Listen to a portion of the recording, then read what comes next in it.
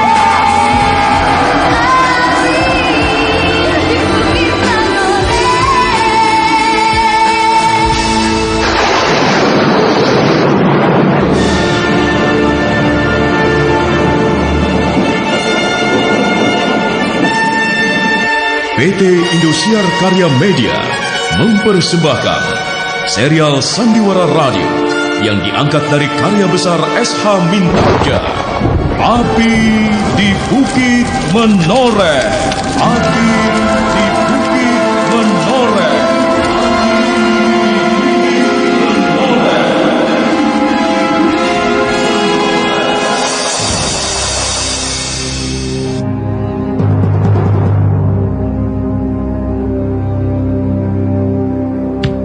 Naskah ditulis oleh Siswanto Baryo, teknik dan montase Edi S. Pramono dan Nayoko, penata suara Aslih Asmadi dan Taufik Hidayat, penata musik Nayoko, musik tema Hari Sabar, dan sutradara Bahar Mario.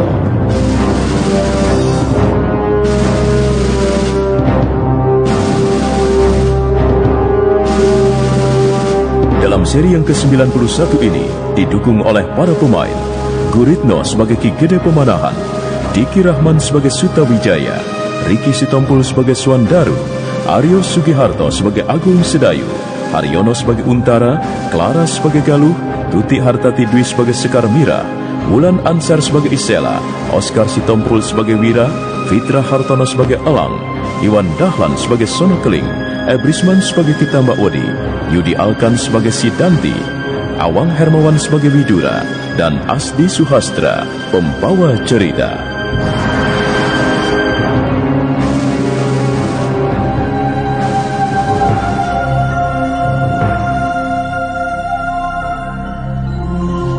Pada bagian lalu dikisahkan, Kitamba Odi berencana akan membuat kerusuhan di wilayah Sangkal Putung dengan maksud untuk menggagalkan rencana penyerahan pasukan Ki Sumangkar.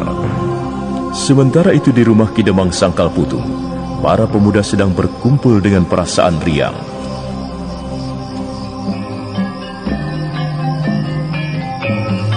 Mana makanannya, Swandaru? Kenapa lama sekali? Sabar sebentar. Apa padinya baru ditumbuk? Atau ayamnya masih dikejar-kejar? Enak saja. Yang mengejar ayam malam-malam itu maling. Nah, ini dia makanannya baru datang. Awas, masih panas loh. Biar aku bantu.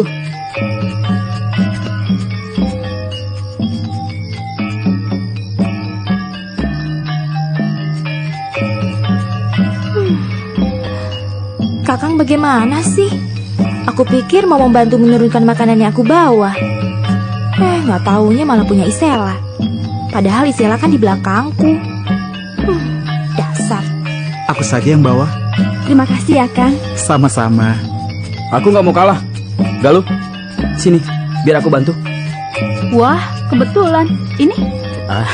Aku cuma bantu untuk menghabiskan semuanya kok. Waduh, enak. Dasar. Sudah. Ayo kita makan.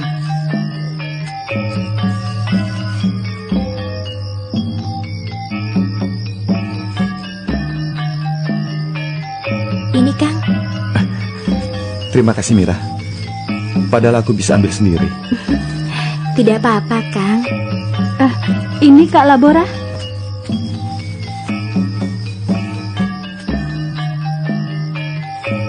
Loh, kenapa Galung memberikannya untuk Labora? Kurang ajar. Aku dibuat cemburu oleh Labora. Mudah-mudahan Isela akan mengambilkan makanan untukku. Ini Kang. Terima kasih Isela. Untukku kan?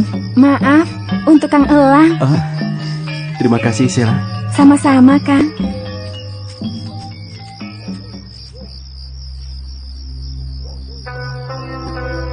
Kenapa tidak ada yang mengambilkan makanan untukku? Ayo Kang, makan dulu. Iya. Enak loh makanannya. Iya.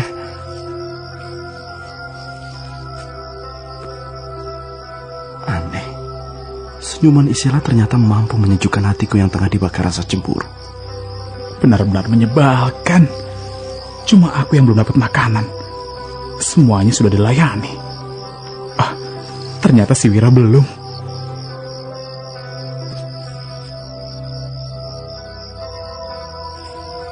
Kang Wira, ini makanannya.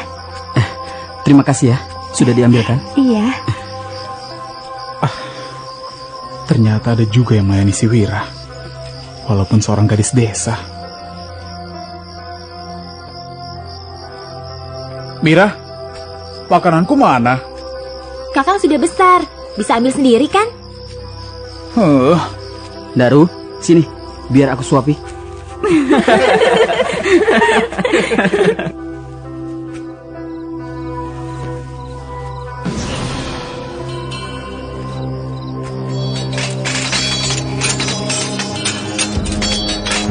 Ayo, semua senjata kembalikan pada tempatnya. Koko, kenapa kau? Ayo kembalikan senjatamu.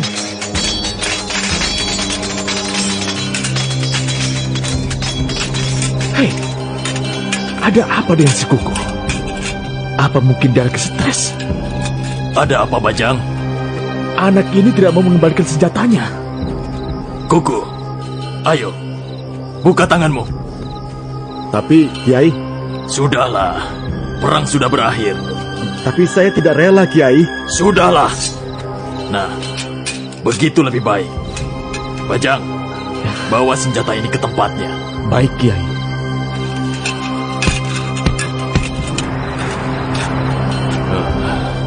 Tenanglah, jangan bersedih.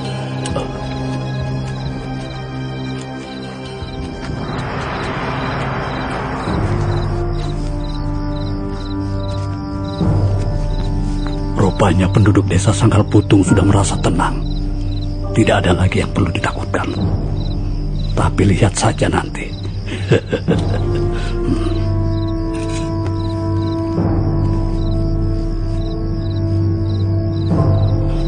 Malam ini sepi sekali. Iya. Kita ke sebelah sana saja. Aku harus segera bertindak membereskan para peronda itu.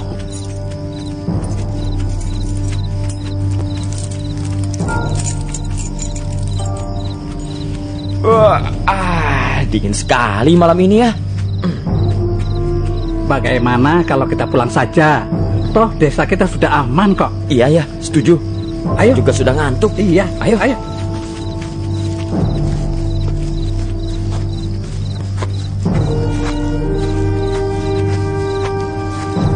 Untung saja mereka kembali lagi. Kalau tidak, mungkin mereka akan merintih kesakitan oleh gelang besiku ini.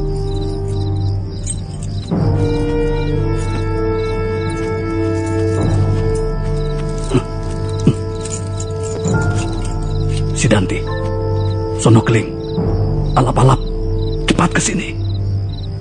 Ya, baiklah. Kalian kubagi dalam 3 kelompok. Masing-masing kelompok dipimpin oleh Sidangti, Sono Keling, dan kau Alap-Alap. Baiklah. Nyalakan obor kalian. Baik. Nah, sekarang kalian berpencar.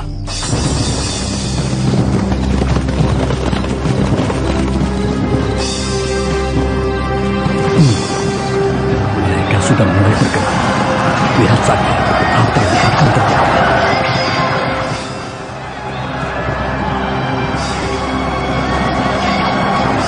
Malam itu, rumah-rumah penduduk di pinggiran Sangkal Putung menjadi sasaran amukan para prajurit Jipang yang dipimpin oleh Sidangti, Sono Keling, dan Alap-Alap Jolotundo. Mereka membakari rumah-rumah penduduk yang tak berdosa. Dalam waktu singkat, api berkobar di mana-mana. Para penduduk pun mulai serabutan keluar rumah, diiringi suara kentongan tanda bahaya, serta jeritan-jeritan panik dan tangis anak kecil. Sidangti malah bertindak lebih brutal lagi. Dia sempat membunuh orang-orang desa yang memergokinya. Sementara itu di Kademangan, Untara yang sudah bersiap hendak tidur tercekak kaget hingga terbangun dari duduknya begitu mendengar peristiwa brutal itu.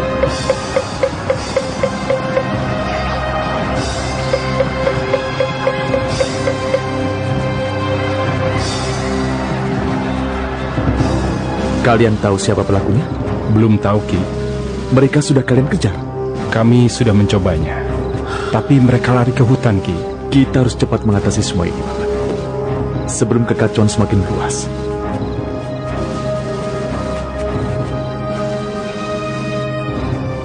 Kalian bawa 50 orang. Ikut aku membantu memadamkan api. Sendiko, Ki. Sedayu, bawa beberapa orang. Kita kejar pengacau-pengacau itu. Iya, Paman.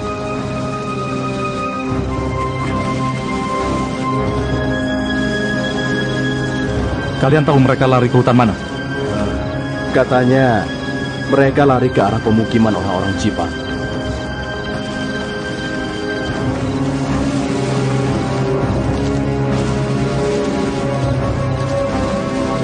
Kataku juga apa? Orang-orang Jipang itu tidak bisa dipercaya. Makanya Raden Untara harus diberitahu supaya rencana pengampunan itu dibatalkan.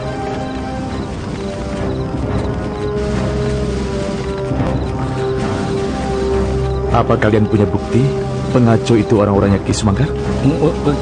Katanya mereka lari ke tempat mereka, Raden. Kalau ada maling lari ke rumah, apa kamu mau dituduh sebagai malingnya? Tidak, Raden, tidak.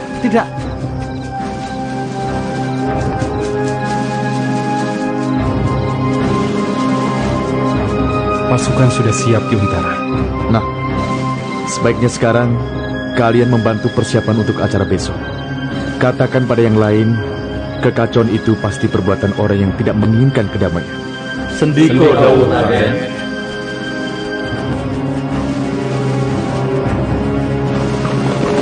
Ki Budaya suruh pasukanmu segera menuju perbatasan untuk menjaga segala kemungkinan adanya penyusup. Baik, Ki. Sonyo, kau awasi barang-barang penduduk dari tangan-tangan jahil yang memanfaatkan kesempatan. Baik, Ki. Sekarang juga kalian laksanakan.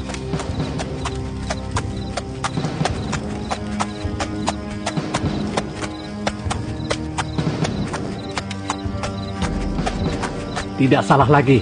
Pasti ini ulah orang-orang Jepang itu. Siapa lagi? Nah, bersiap-siaplah besok. Begitu mereka memasuki Sangkal Putung, langsung saja kita sergap. Iya.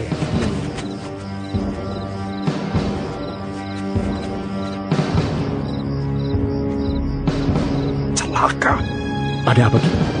Ini akan jadi masalah, Nger. Untungnya mereka tidak tahu kalau penyerahan itu tidak dilakukan di Sangkal Putung. Sendiko. Jaga jangan sampai ini bocor. Katakan pada setiap prajurit. Baik, Ki.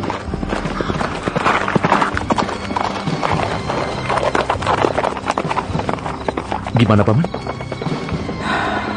Pengacau-pengacau itu sudah menghilang ke dalam hutan. Bahaya, Ki. Kalau tidak ada perubahan, saat ini rombongan Ki Ageng Pemanahan sedang bergerak ke sini, Ki. Kamu dan Sonyo cepat jemput mereka. Jangan kasih tahu apa yang terjadi di sini. Tapi sarankan untuk lebih waspada. Cepat, Sendikoki.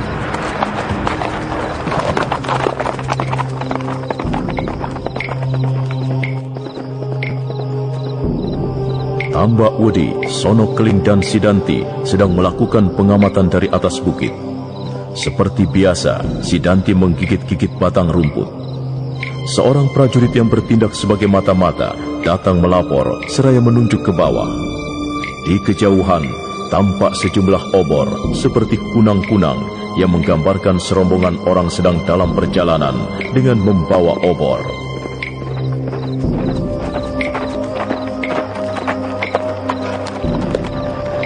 Itu mereka, Lurae. Untara dan anak buahnya. Bukan, pasukan berkuda dari Pajang. Ki Gede Pemanahan? Betul, Raden. Kebetulan sekali. Kita sergap mereka.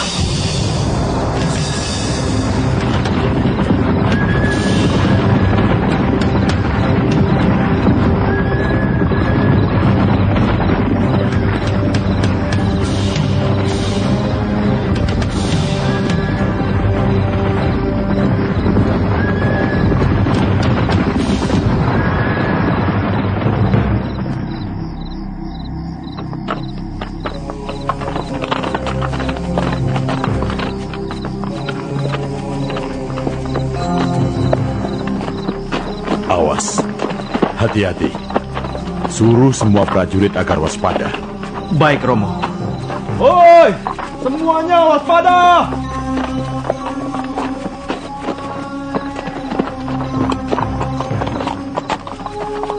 Ada apa sebenarnya, Romo? Aku merasakan seperti akan ada bahaya di depan. Apa yang harus kita lakukan sekarang? Berhenti.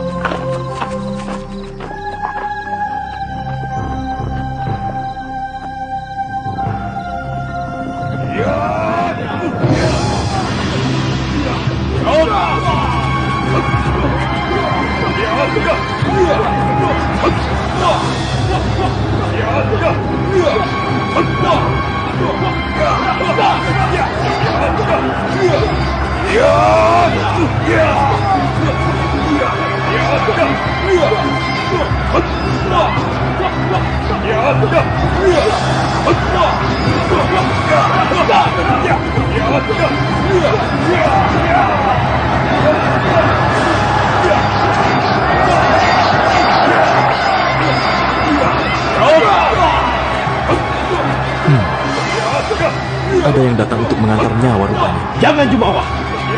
Kamu kan yang bernama Sidanti itu. Memang, nama Sidanti sama besarnya dengan nama Arya Jipang. Tidak heran kalau setiap orang tahu namaku. Nah, kamu sudah tahu nama besar. Cepat menyingkir sebelum nyawamu lepas sia-sia. Sikap Sidanti memang terlalu sombong. Dia tidak tahu siapa yang dihadapinya. Aku harus mengingatkannya.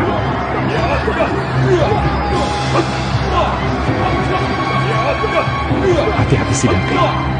Anak muda ini yang telah menewaskan Arya Penangsa.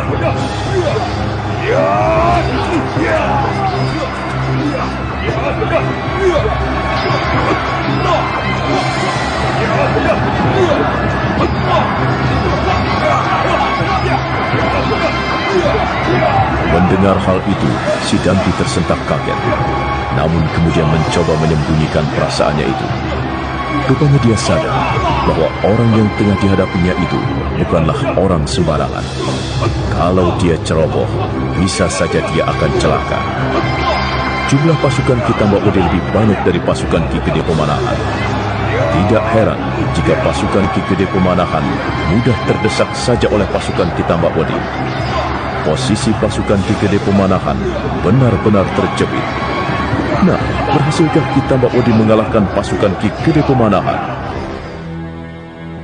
Pada bagian lalu dikisahkan, pasukan Kitambak Wudi menghadang pasukan Ki Gede Pemanahan yang tengah berjalan menuju Sangkal Putung.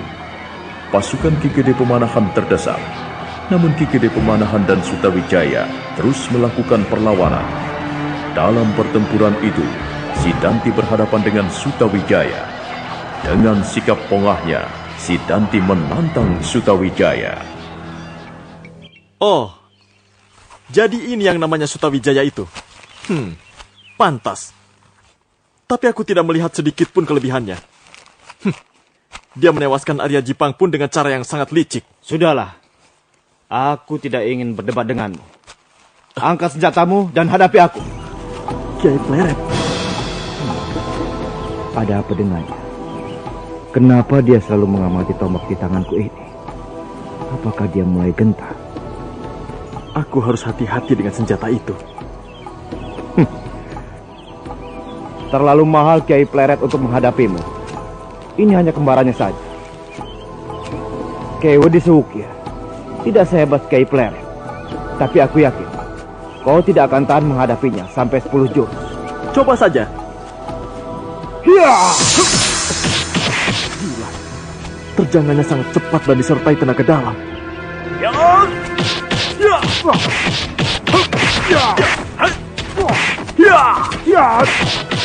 Hantaman tombaknya dahsyat sekali. Hebat juga dia. Bikin aku kejut. Tapi aku harus tegar. Bagaimana?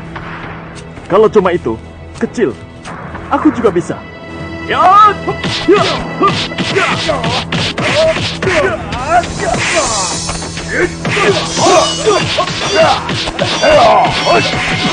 Celaka, anak buahku mulai terdesak. Mereka kalah banyak oleh pasukan kita Mbak Wedi. Bagus. Rupanya pikirannya mulai terpecah. Dia pasti sedang mengkhawatirkan anak buahnya yang sedang terdesak. Aku harus gunakan kesempatan ini untuk mencelakainya.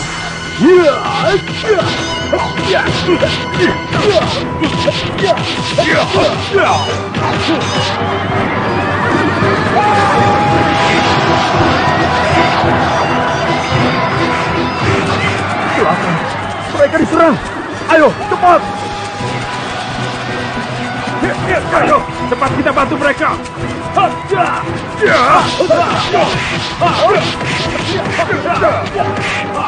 Kita tidak bisa bertahan. Jumlah mereka masih terlalu banyak. Cepat minta bantuan. Tapi bagaimana dengan mereka?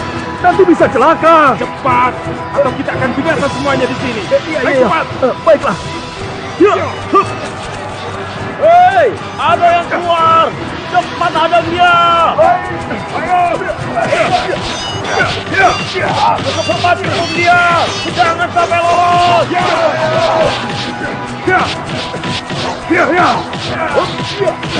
Untung aku bisa lolos. Celaka. Ada yang mau kabur. Semoga gelang saktiku ini bisa mencegahnya. Ayo, awas. Ada gelang sakti ke arahmu. Celaka. Aku harus menghindar. Aduh, pundakku kena. Ayo, cepat kabur. Saja aku bisa menguasai keadaan sehingga tidak terjatuh. Aku harus cepat memacu kudaku.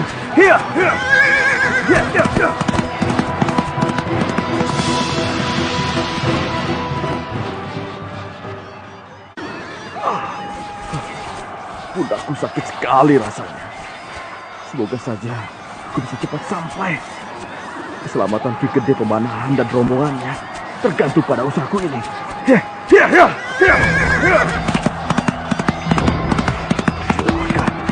Ada anak buah Sono Keling muncul dari semak semak. Dia mengarahkan panahnya. Aku kena panah. Aduh, sakit sekali. Tidak, aku harus terus jalan. Aku harus menahan rasa sakit ini. Aku harus cepat minta bantuan.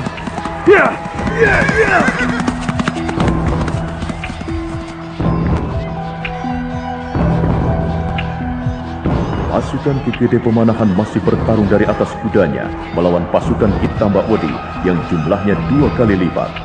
Namun karena pasukan Ki Gede Pemanahan sangat terlatih, sehingga pertarungan itu berjalan seimbang. Ki Gede Pemanahan dan Tambak Wedi melakukan pertempuran tingkat tinggi. Tambak Wedi sangat bernafsu untuk segera menghabisi Ki Gede. Berkali-kali gelang-gelang besinya menyerang ke sana kemari, membabi buta. Tapi Ki Gede bukanlah orang sembarangan. Meski masih tetap bertengger di atas kudanya, serangan-serangan Tambak Wedi itu dapat dihindarkannya. Bahkan berkali-kali, keris Kiai Naga Kemala milik Ki Gede juga nyaris merenggut nyawa Ki Tambak Wedi.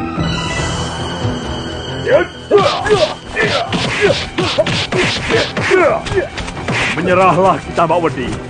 Sebentar lagi pasukan Pajang akan datang. Kau dan anak buahmu hanya akan jadi bancaan. Setan, tutup mulutmu, kurang ajar. Kaulah yang akan mati.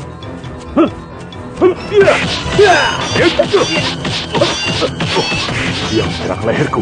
Aku harus merunduk. Gila, kerisnya merobek bajuku. Rasakan pembalasanku ini.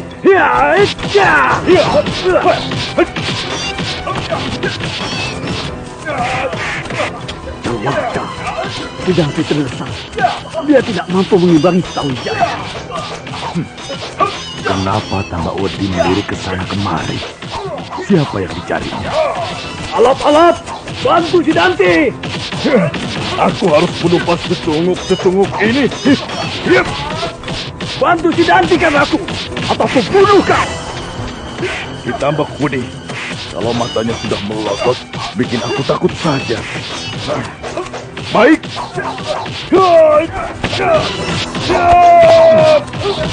Kenapa alap-alap menunggu prajurit lain yang lagi bertempur? Bukannya membantu si Danti. Karena kurang ajar. Awas, aku akan benar-benar membunuhmu nanti. Oh, itu ada Senokeling.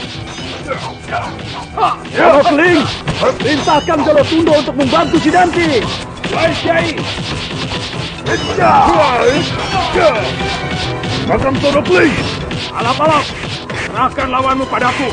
Kau harus membantu si Danti. Kenapa aku harus membantu dia? Biarkan saja dia mati di tangan Sutawijaya. Dengan begitu, separuh dendam kita akan terbalas.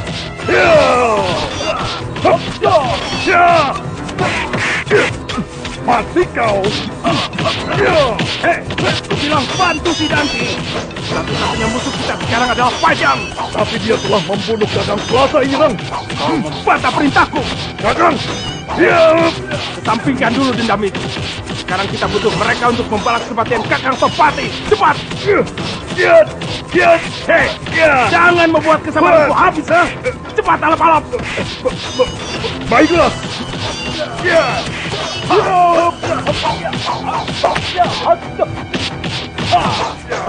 Gila, aku benar-benar kerepotan menghadapi serangan-serangan orang ini. Kurang ajar. Kau membokongku ya? Untung saja kau muncul, alap-alap. Aku jadi senang. Semangatku jadi bangkit lagi. Sial, aku jadi kerepotan. Mereka sama-sama tangguh. Oh, baiklah. Kalian telah membuatku benar-benar marah. Aku terpaksa akan membiarkan ujung tombakku ini memburaikan usus kalian. Seperti aku memburaikan usus Arya Penangsang. Oh, ancamannya bikin aku mengkerut juga. Tapi aku harus pura-pura berani. Hentikan bacotmu, Sutawijaya. Kau tidak bisa menakutiku. Kau bilang kau tidak takut, hah? Tapi mukamu itu mengkerut. Dasar pengecut. Jangan mengoceh terus, bangsat. Akulah yang akan merobek perutmu untuk membalaskan kematian Raden Arya Penangsang. Alat-alat Jolotundo langsung menyerang. Pedangnya mengarah lambung Sutawijaya. Tapi dengan tangkasnya, Sutawijaya berhasil menghindari serangan tersebut. Selanjutnya terjadilah pertarungan yang semakin sengit di antara mereka. Meski harus menghadapi keroyokan dua orang, kini Sutawijaya tidak nampak lagi kewalahan karena seluruh kemampuannya sudah dikerahkan. Sementara itu Sonyo telah tiba di pos penjagaan. Kakang Sonyo, apa yang terjadi denganmu? Ada berapa orang yang berjaga di sini? 8 orang, Kakang. Kenapa? Kenapa kau terluka? Segeralah berangkat ke Bulak.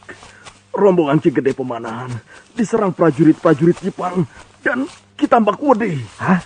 Rombongan Ki Gede Pemanahan diserang? Ayo cepat, kita harus bantu mereka. Cepat, ayo. Semoga mereka dapat membantu rombongan Ki Gede Pemanahan. Pundak dan pahaku sakit sekali. Aku harus segera sampai ke Sangkal Putung.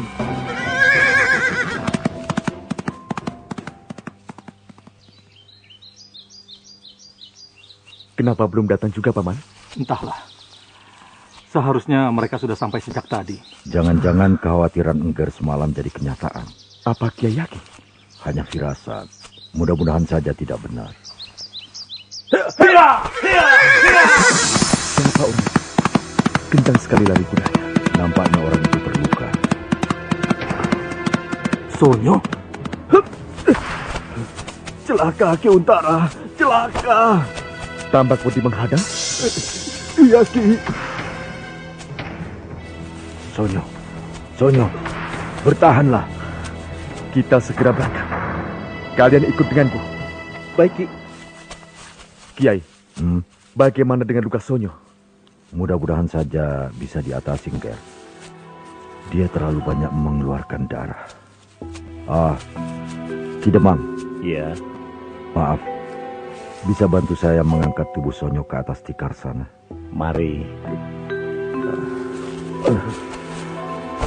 Aku butuh air hangat, Ki Demang. Baiklah. Semoga obat ini bisa menyembuhkan lukamu. Sakit sekali. Bertahanlah, Engger. Bertahanlah.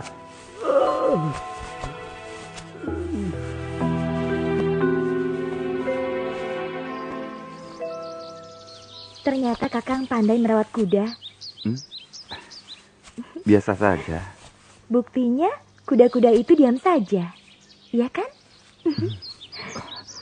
Sedayu, Ada apa, Paman?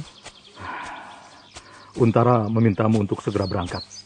Tambak Wedi dan pasukan Jipang menghadang rombongan Ki Gede. Hah? Tunggu apa lagi? Ayo berangkat. Baik, Paman. Kakang, kau harus bisa menyelamatkan Ki Gede. Aku berdoa untukmu. Tunjukkan bahwa kau seorang pendekar pilih tanding. Ki Gede akan melihatmu. Dan ini adalah kesempatanmu. Terima kasih atas perhatianmu, Mira.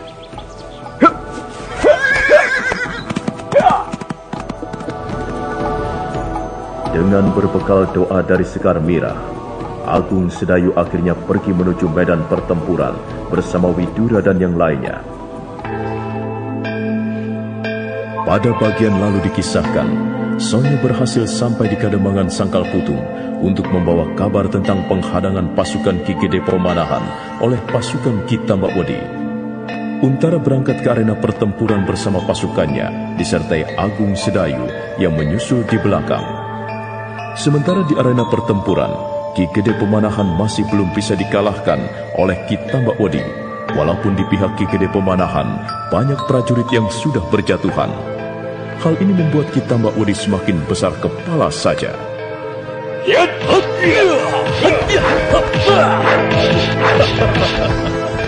Mana kesaktian kerismu, Ki Gede? Sudah puluhan jurus, kenapa belum juga melukai aku? Gelang saktimu sendiri tidak ada apa-apanya. Tapi lihat, pasukanmu sudah banyak yang berjatuhan. Gila, orang ini hebat sekali. Darah yang mengucur di pergelangan tangannya sama sekali tidak dihiraukan. Pasukanku benar-benar kalah banyak dengan pasukan Jipang. Kalau begini, pasukanku bisa habis. Oh, syukurlah bala bantuan datang. Semoga ini akan membangkitkan semangat para prajuritku.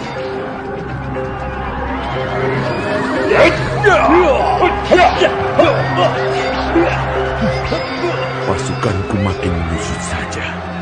Tinggal Sutawijaya saja yang bisa kuandalkan. Benar-benar celaka. Aku bisa jatuh di tangan mereka kalau begini terus. Oh, untung saja Untara dan pasukannya segera datang.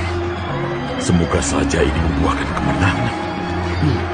Sial, kenapa mereka muncul saat aku hampir saja memetik kemenangan? Kenapa Tambak Wedi? Sepertinya kau tidak punya keberanian lagi untuk melanjutkan pertempuran ini. Pertanyaan orang tua ini benar-benar membuatku malu. Pasukanku makin terdesak sekarang. Sidanti dan alap-alap sepertinya tidak mampu mengalahkan Sutawijaya. Hei, tambah wedi. Kenapa malah melangkah mundur?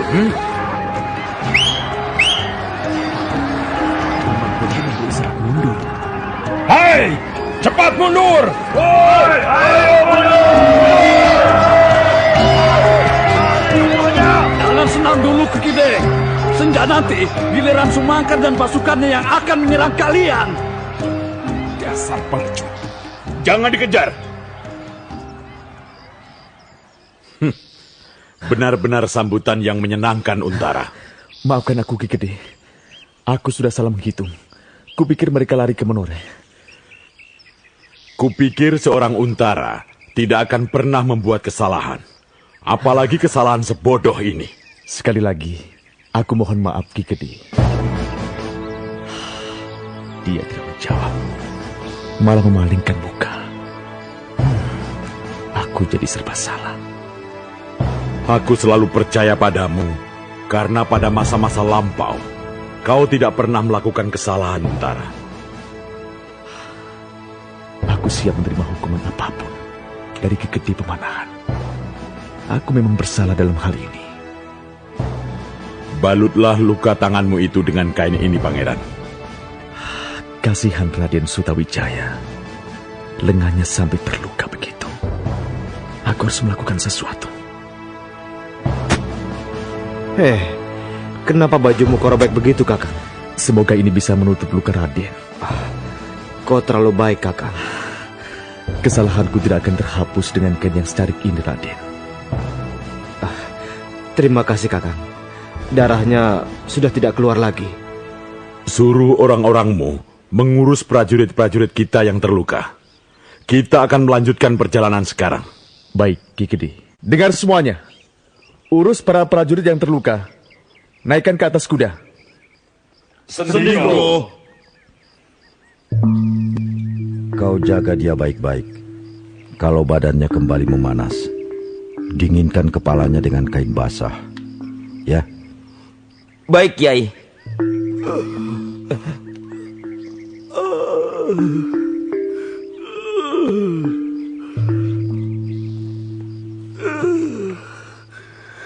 Sonyo mengigau. Aku harus berbuat sesuatu. Tapi dengan apa ya? Aku kompres saja. Barangkali kepalanya panas. Tubuhnya panas sekali. Tambak Wedi. Tangkap Tambak Wedi. Jangan biarkan dia mencelakai Ki Gede. Ada apa, Sonyo? Apa yang terjadi pada Ki Gede? Sudah kubilang berkali-kali, jangan percaya pada prajurit-prajurit Jipang. Mereka semuanya pengkhianat. Cepat pergi ke Bulak. Selamatkan Ki Gede. Dia mengigau terus. Apa yang harus aku lakukan? Ki Gede diserang. Iya, benar. Si Sonyo mengigau begitu. Gila. Apa kau tidak salah dengar? Tidak, Kakang. Dia mengatakannya berkali-kali. Kurang ajar. Sementara kita di sini memperlakukan teman-teman mereka dengan baik, mereka malah mengkhianati kita. Sudah, Kakang, bunuh saja prajurit-prajurit Jepang yang ada di sini. Iya, Kakang. Ya, bunuh saja. Kita bunuh semuanya. Ya. Bunuh. Berhenti. Apa yang kalian lakukan? Prajurit-prajurit Jepang menyerang rombongan Ki Gede di Bulak. Mereka mengkhianati janji. Kami akan membantai kawan-kawan mereka di Banjar untuk membalas pengkhianatan mereka. Omong kosong. Siapa yang membawa berita bohong itu? Sonyo mengatakannya padaku. Tidak. Jangan kalian lakukan apapun pada mereka yang sudah menyerah dan tidak berdaya. Penyerangan itu ulah Tambak Wedi dan Sono Keling. Tapi mereka juga prajurit Jepang. Aku tidak membantah anggapanmu. Tapi orang-orang yang sudah menyerah tetap harus dilindungi. Tapi Ki Widura... Kembali ke tempat kalian. Ini perintah. Prajurit-prajurit itu langsung membeku. Kemarahan masih nampak pada wajah-wajah mereka, tapi tak seorang pun dari mereka yang berani melawan perintah Widura. Sementara itu di tengah hutan, Tambak Wedi, Sidanti, dan pasukan Jipang di bawah pimpinan Sonokeling tengah beristirahat. Tambak Wedi mendatangi alap-alap Jolotundo dengan wajah memerah, menahan kemarahan. Alap-alap, kau berani membantahku. Kau tahu akibat apa yang harus dipikul oleh seorang yang telah berani menolak perintah Ki Tambak Wedi? Apa hakmu memerintahku? Aku atasanmu.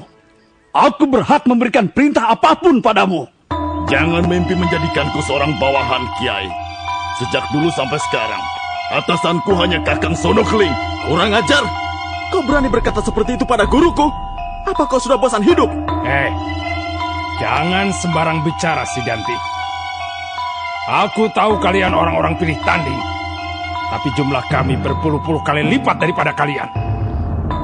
Kau juga berani membantahku, Sonokeling? Kami bergabung bukan untuk menjadi penyembah kalian. Kami siap mati bersama-sama untuk harga diri. Hubungan kita karena saling membutuhkan, Kiai.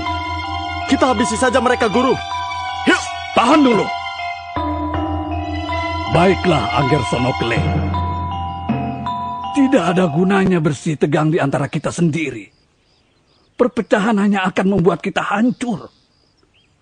Kembali ke tempatmu, Sidanti. Nanti sore, Sumangkar dan pengkhianat-pengkhianat lainnya akan menyerahkan diri di Desa Benda. Angger Sonokeling, ini tidak ada hubungannya dengan atasan dan bawahan.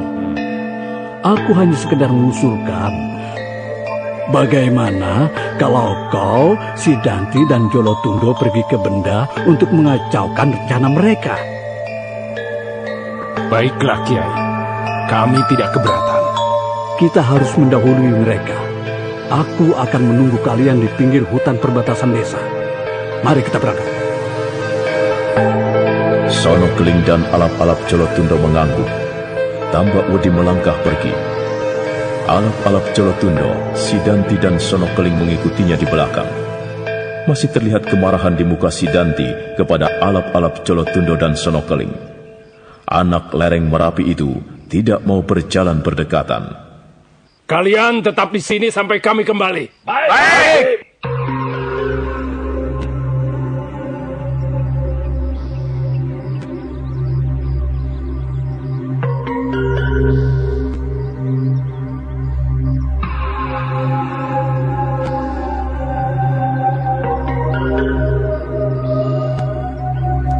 Sementara itu di halaman Kademangan Sangkal Putung terjadi kesibukan luar biasa. Rakyat dan para prajurit sudah berkumpul di sepanjang jalan dan halaman Kademangan. Suandaru dan beberapa yang lainnya sibuk mengatur segala persiapan untuk penyambutan. Seorang prajurit penjaga rego datang tergopoh-gopoh menghadap Widura yang sedang berdiri dengan Kidemang.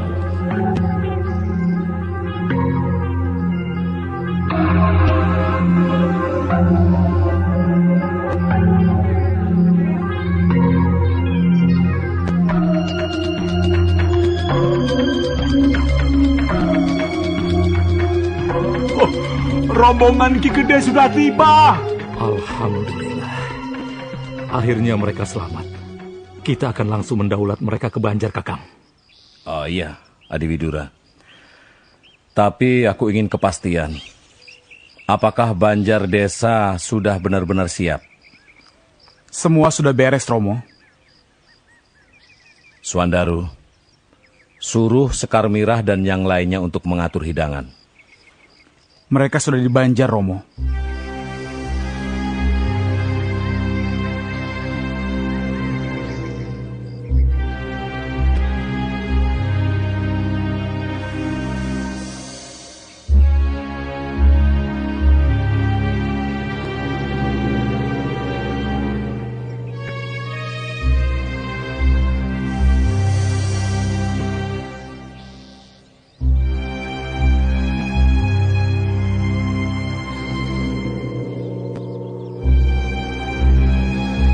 Hidup Ki Gede Pemanahan! Hidup Raden Sutawijaya! Hore!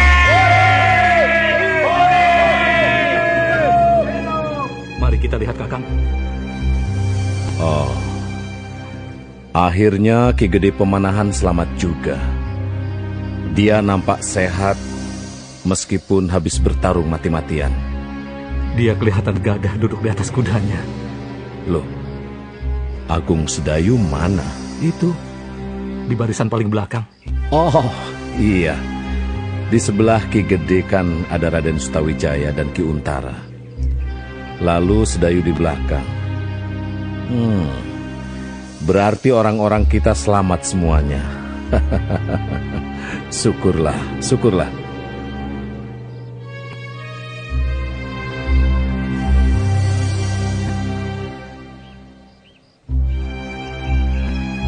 Selamat datang, Gusti Pemanahan. Selamat datang, Raden Sutawijaya. Terimalah sembah hormat kami, seluruh warga Kademangan Sangkal Putung. Ki Gede Pemanahan dan Sutawijaya benar-benar tidak menyangka kalau kedatangannya di Sangkal Putung mendapat sambutan yang sangat meriah dari penduduk desa setempat. Terima kasih, Demang. Aku juga merasa sangat terhormat dengan penyambutan kalian. Aku tidak pernah disambut semeriah ini. Ki Demang, apa tidak sebaiknya Ki Gede langsung ke Banjar? Oh, iya. Saking gembiranya aku hampir lupa. Monggo Gusti, monggo Raden.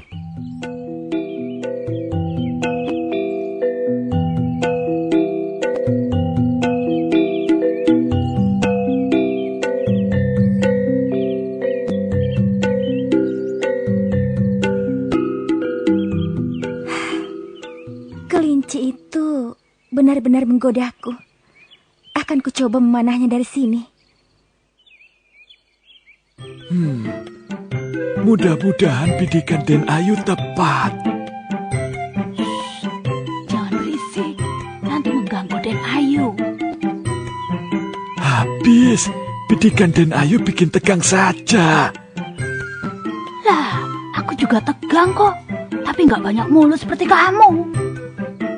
Sudah diam. Den Ayu nanti gagal. Hore! Kena! Hore! Den Ayu benar-benar hebat, Den. Wih, lihat sasarannya yang tepat. Sini, biar aku yang bawa. Nih, bawa. Ayo, kita pergi.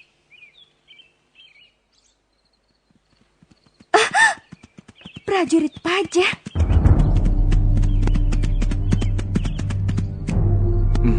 Maaf Den Ayu, kami prajurit pajang yang diutus Ki Sidanti untuk menjemput Den Ayu. Kakang Sidanti, apa yang terjadi padanya? Ki Sidanti akan menerima penghargaan dari Kanjeng Sultan karena jasa-jasanya dalam peperangan terakhir melawan pasukan Jipang. Betul, Den Ayu. Ki Sidanti berhasil membunuh Topati. Kanjeng Sultan akan mengangkatnya menjadi Senopati Lereng Merapi, menggantikan Ki Untara.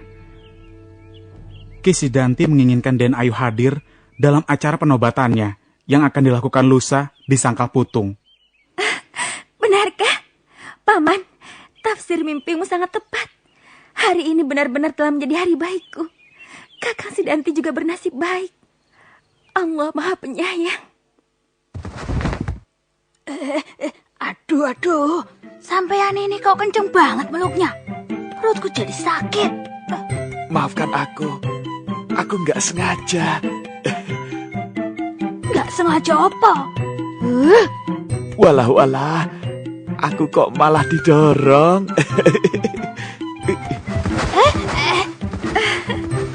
Sudah, Paman, sudah. Guling-gulingnya nanti dilanjutkan di rumah saja ya. Bagaimana Den Ayu? Apa Den Ayu bersedia ikut dengan kami? Tentu saja. Tapi aku harus pulang dulu untuk minta izin pada Romo ya. Maaf Den Ayu. Menurut Ki Sidanti, sebaiknya Ki Argapati tidak diberitahu dulu. Ki Sidanti ingin membuat kejutan. Pulang ke Menoreh sudah menjadi seorang senopati. Jadi aku harus bagaimana? Gimana ya? Ayo ngomong. Bagaimana ini? Sampean saja. Loh, kok malah nyolek aku bukannya ngomong toh? Habis, sampean duluan yang nyolek. Baiklah, aku ikut kalian. Paman, Mbok, jangan cerita pada Romo kalau aku pergi menemui Kakang Sidanti ya. Tapi Den Ayu, nanti Paman dan Mbokmu kena marah. Katakan saja kalau aku pergi ke rumah Paman Argajaya. Pasti Romo tidak akan memarahi kalian. Ayo, mari kita berangkat.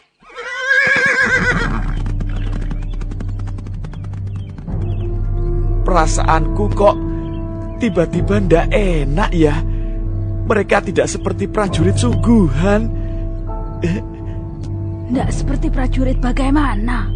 Wong mereka gagah-gagah gitu. Memangnya kamu prajurit klemar-klemar. Hus, sembarangan. Sebaiknya kita menemui Ki Samekto.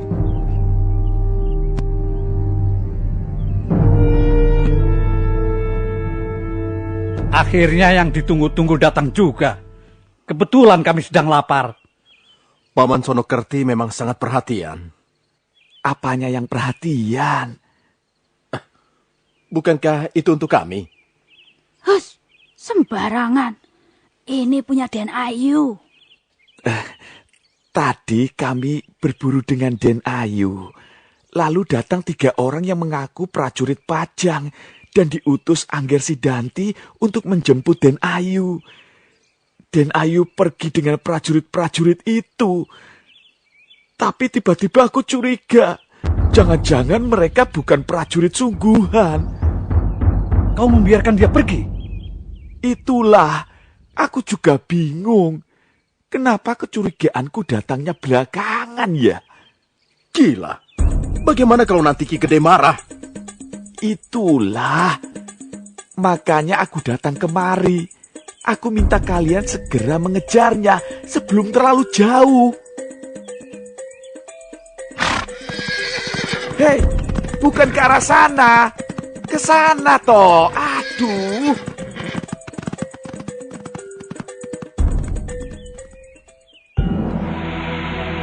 Pandanwangi dan prajurit-prajurit yang mengaku utusan Sidanti sudah sampai di luar wilayah Menoreh. Pandanwangi berada di depan sendirian dan ketiga prajurit itu mengiringi di belakang. Tampang-tampang prajurit itu sangat mencurigakan. Mereka juga terlihat berkali-kali saling melirik, saling mengedipkan mata dan berbisik-bisik. Ketika Pandanwangi membelokkan kudanya ke arah kanan, prajurit-prajurit itu menghentikannya. Bukan ke arah kanan Den Ayu, tapi ke kiri. Loh, bukankah jalan ke Sangkal Putung itu ke kanan? Betul Den Ayu. Tapi kita akan menjemput teman-teman yang lain dulu di lereng sana. Malam nanti, baru kita berangkat bersama-sama ke Sangkal Putung.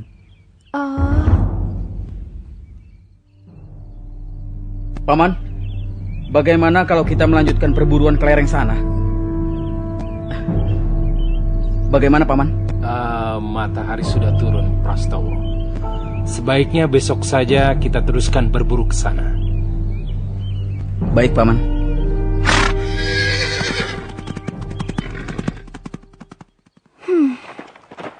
Ada sekumpulan prajurit sedang istirahat di sana. Mungkin mereka prajurit Pajang yang akan ke Sangkal Putung.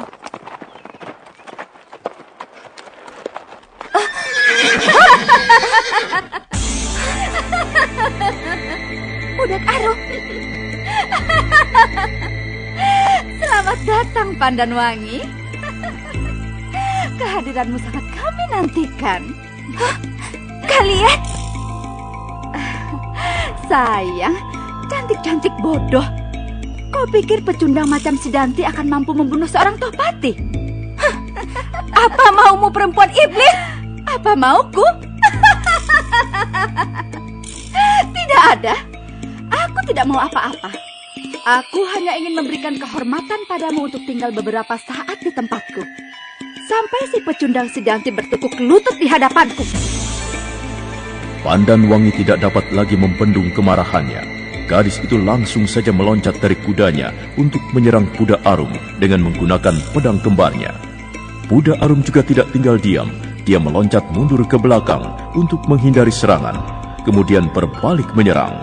Selanjutnya terjadilah pertarungan di antara keduanya dengan ditonton oleh prajurit-prajurit anak buah Puda Arum.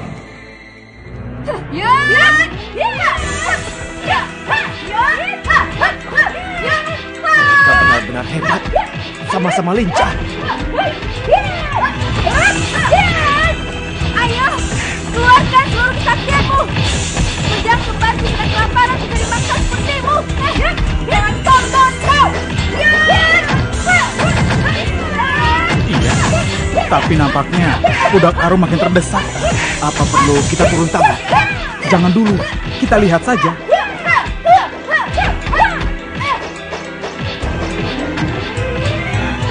Gila, pedang kembar Pandanwangi benar-benar berbahaya. Aku tidak berdaya dibuatnya. Menyerahlah kau, wanita iblis! Tidak semudah yang kau bayangkan, Pandanwangi. Aku masih punya kekuatan yang lain. Hei, Pudak Arum sudah memberi aba-aba. Ayo kita serang bersama-sama wanita itu. Cepat! Ayo!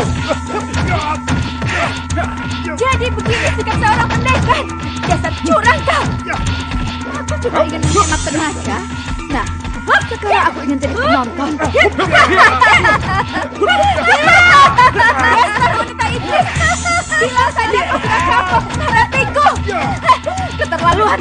Kau telah menghinaku. Buktikan saja nanti. Ayo, serang saja dia. Beri dia pelajaran.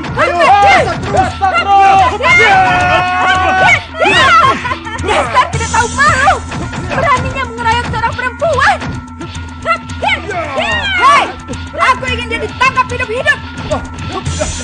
Hati-hati, jangan terlalu dekat. Pedangnya sangat berbahaya. Baik. Ayo, serang terus. Serang terus. Ya, bagus. Bagus, jangan naik kewalahan. Gila, aku sudah berusaha sekuat tenaga, tapi mereka sepertinya makin banyak saja. Aku harus cari apa supaya bisa terbebas dari kepungan mereka.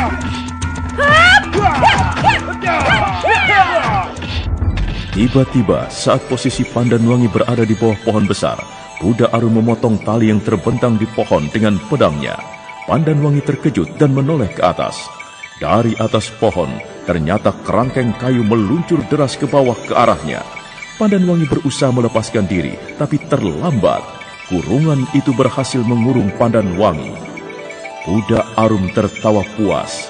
Pandanwangi meronta-ronta dengan geram, tapi kerangkeng itu terlalu kuat.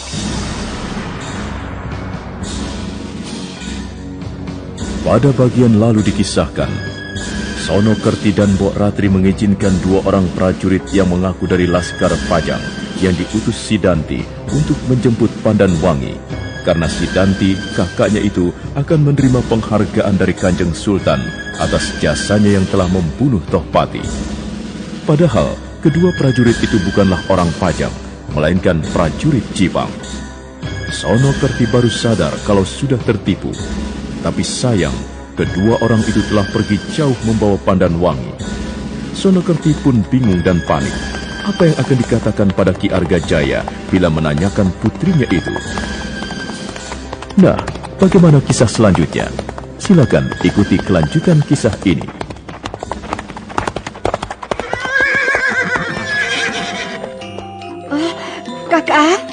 Kakak, banyak sekali hasil buruannya, Kakak. Alhamdulillah, ini hari baik kami. Malam nanti aku ingin mengundang banyak orang untuk merayakan kemenangan Pajang atas Jipang. Kuharap kau tidak keberatan memasakkan daging ini untuk acara nanti. Tentu saja tidak, Kakak. Ya. Tapi aku tidak bisa menangani daging sebanyak ini sendirian. Ya. Apa Pandanwangi bisa membantu? Turunkan semua hasil buruan. Langsung bawa ke dapur. Prastowo. Iya, Paman. Cari Pandanwangi, suruh ke sini. Sekalian dengan Mbok Ratri ya. Baik, Paman.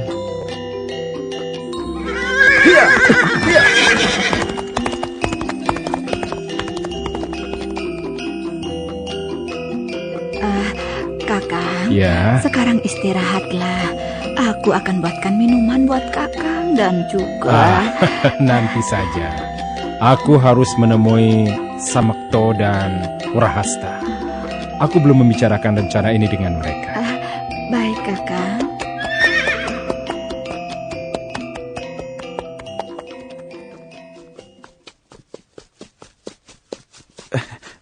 Ndoro? Kenapa kamu Senokerti? Ada apa? Ndoro, tidak ada apa-apa. Apa kamu lihat Samakto dan Warahasta? Warahasta, Ndoro, mereka... Kenapa mereka? Mereka mengejar Den Ayu, Ndoro. Apa? Mengejar Pandanwangi? Ada apa ini?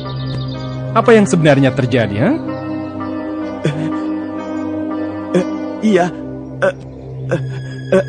Iya, mereka...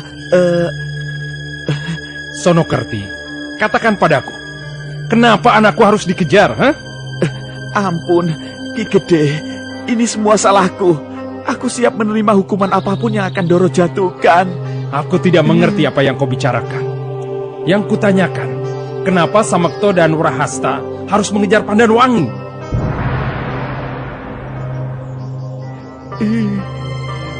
Ampun, Ndoro. Den Ayu dijemput orang-orang yang mengaku prajurit Pajang, Ndoro. Mereka bilang Kanjeng Sultan akan menobatkan Angger Sidanti menjadi Senopati Lereng Merapi karena jasanya telah membunuh Tohpati. Kenapa tidak minta izin padaku? Huh? Den Ayu juga tadinya ingin minta izin dulu pada Ki Gede, tapi dilarang prajurit-prajurit itu, Ndoro. Lagi pula, tampang mereka sangat mencurigakan. Karena itu aku cepat-cepat memberitahu Ki Samakto dan Den Warahasta. Lalu mereka mengejar Den Ayu.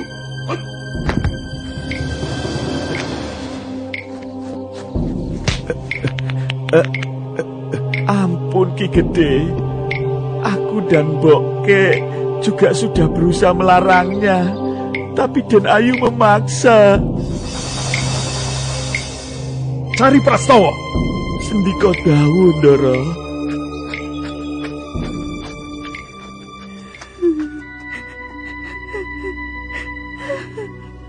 Den Ayu, ning ndi to kowe Den Ayu? Mbok!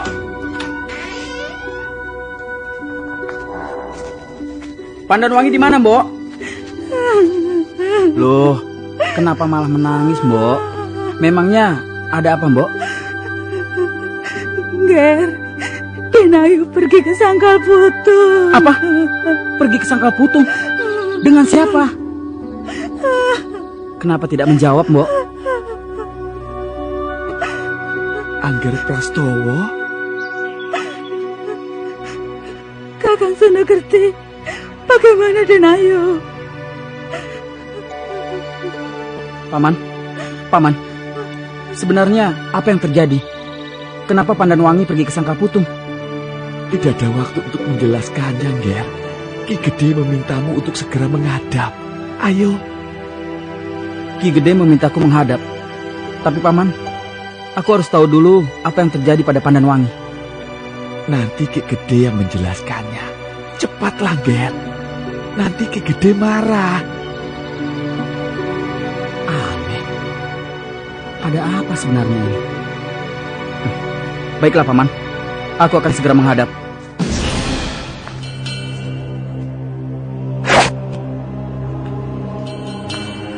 Paman Argapati, Paman memanggil saya. Iya, kemarilah Prastowo.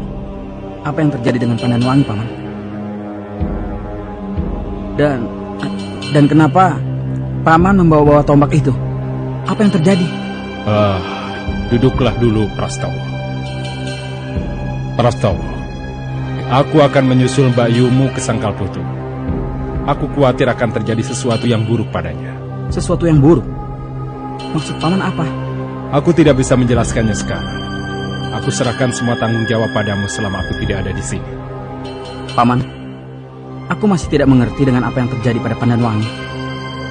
Tapi, apapun yang terjadi, apakah pantas seorang adik sepertiku tetap berdiam diri, sementara dia dalam bahaya?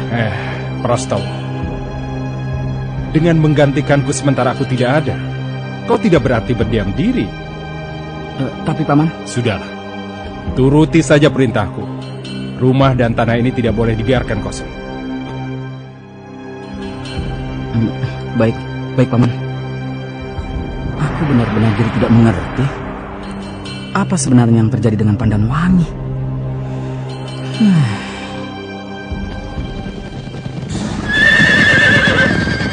Kening Prastowo berkerut-kerut, berusaha menebak apa yang telah terjadi sebenarnya, sehingga semua orang tampak tegang. Sementara itu, Ki Gede Pemanahan, Sutawijaya, Untara, serta para perwira pajak mulai bergerak menuju desa Benda. Panji-panji kebesaran diusung oleh para prajurit yang mengiringinya di belakang.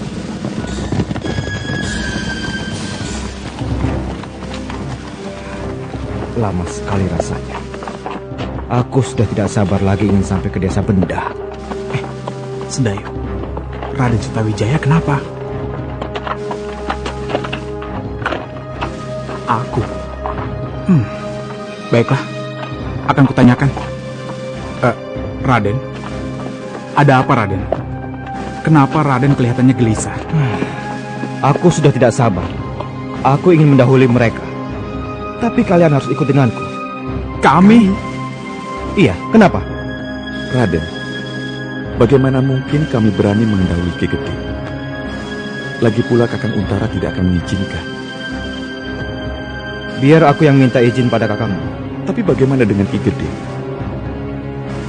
Kalau kepada kakangmu saja kau tidak berani, apalagi kepada romoku, itu juga urusanku. Tapi aku... Kau sendiri bagaimana, Suandara? Aku sih terserah Raden saja. Bagus, aku suka dengan sikap.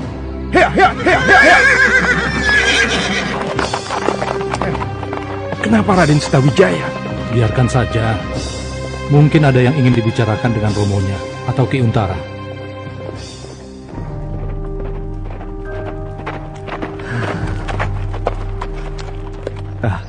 Kakang Untara, ada apa Raden? Aku akan mengajak Sedayu dan Suandaru untuk berangkat lebih dahulu, guna melihat-lihat keadaan desa yang akan kita masuki.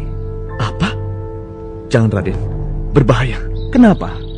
Bukankah pasukan Jipang hanya ingin menyerahkan diri? Tidak apa-apa, Untara. Anakku bisa menjaga diri. Baiklah. Sedayu, Suandaru, ayo.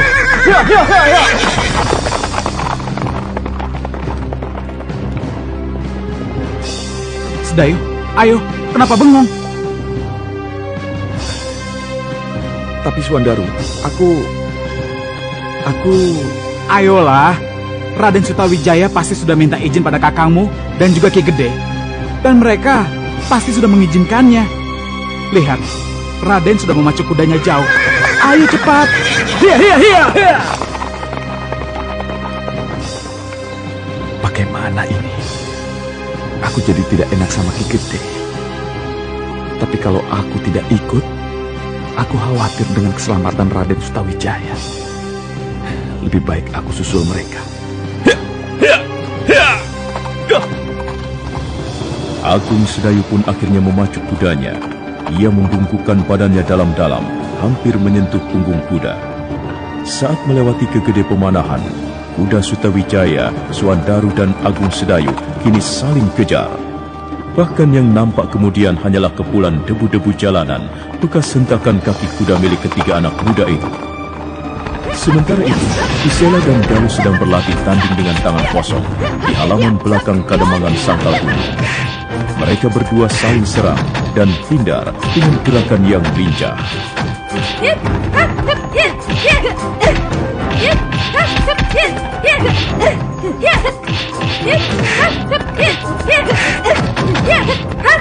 Isela dan Galuh sedang berlatih bertanding.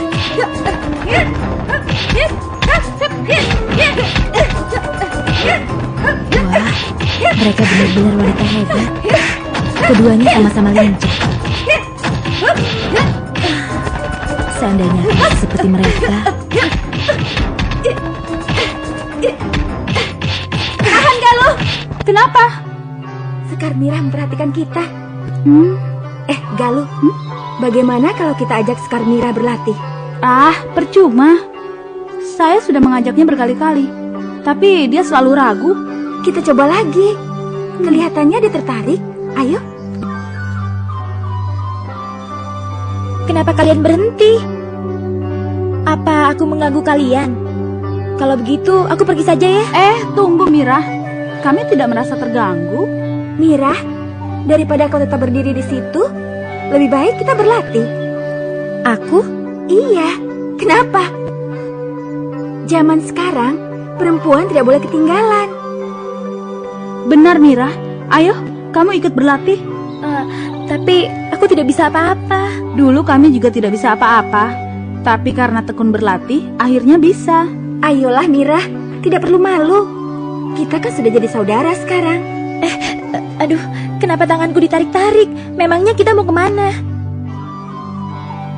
Tenang Mira, kita tidak kemana-mana. Cuma di sini saja. Iya Mira, kamu tidak usah khawatir. Aku akan mengajarimu. Nah, sekarang buka kakimu. Hah?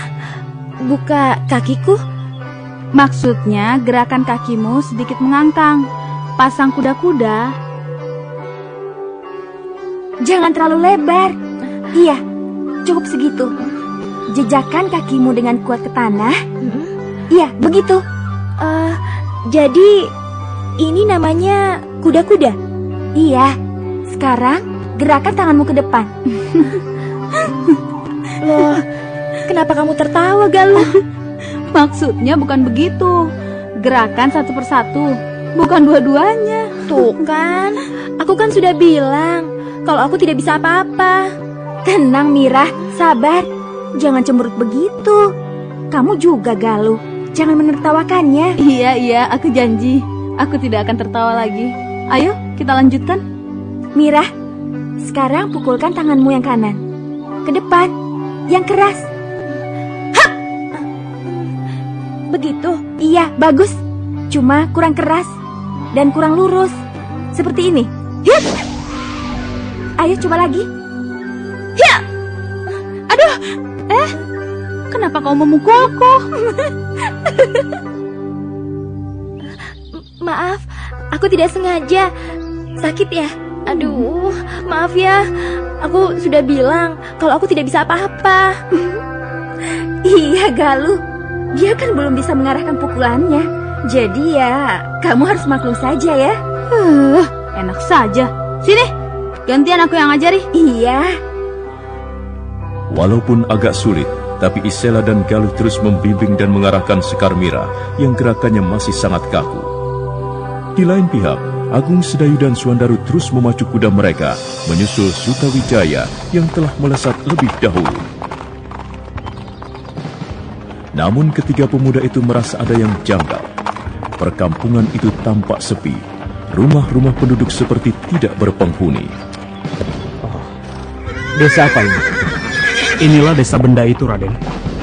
Aneh. Kenapa sepi sekali? Pada kemana para penduduknya? Aku juga merasakan keanehan Sedayu. Kita harus waspada. Ayo, kita susuri desa ini. Tahan. Ada apa, Raden? Kalian lihat asap itu? Aneh sekali. Kalau ada yang membakar hutan untuk membuka ladang, tapi rasanya tidak mungkin. Dari tadi aku tidak melihat orang kampung satupun. Aku rasa itu bukan asap biasa. Pasti ada seseorang yang telah membakar sesuatu. Mungkin rumah. Rumah? Aku juga punya kecurigaan yang sama, Raden. Menurutmu bagaimana, Sedayu? Apa tidak sebaiknya kita periksa dulu? Baiklah. Kita akan lihat apa yang terjadi. Tapi tidak dengan cara terang-terang. Kita lewat sana. Baik, Raden. Sutawijaya mengarahkan kudanya melalui semak belukar, disusul Agung, Sedayu, dan Suandaru. Nah, apakah dugaan mereka benar kalau memang ada yang membakar rumah? Lantas siapakah yang membakar rumah-rumah penduduk itu? Saudara pendengar, ikuti kelanjutan serial Sandiwara Radio, Api di Bukit Menoreh, esok hari pada waktu yang sama. Dan nantikan tayangan sinetronnya segera di layar kaca Indosiar. Sampai jumpa.